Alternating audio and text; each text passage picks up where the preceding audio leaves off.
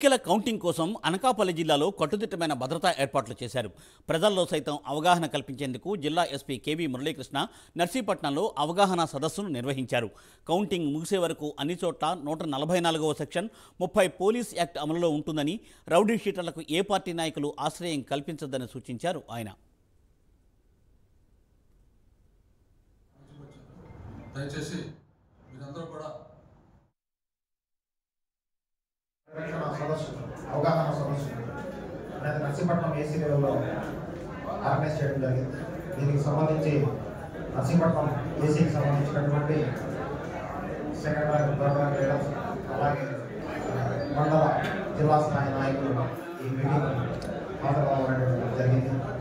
ఈ సందర్భంగా అవగాహన సదస్సులో భాగంగా ముఖ్యంగా కౌంటింగ్ ప్రక్రియ అనేటటువంటిది జూన్ 4న జరగబోతుంది అని తెలియజేస్తూ అప్పుడు తీసుకోవాల్సినటువంటి, అలాగే ఈరోజు ఎగ్జిట్ పోల్స్ ఈవినింగ్ వస్తాయి కాబట్టి ఇప్పటి నుంచి తీసుకోవాల్సిన జాగ్రత్తలు అందరినీ కూడా తెలియజేయడం జరిగింది.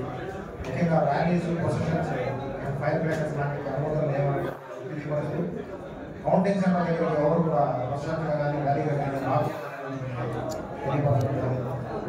అలా ఎవరైనా ప్రయత్నం చేస్తే దాని మీద చట్ట ప్రకారంగా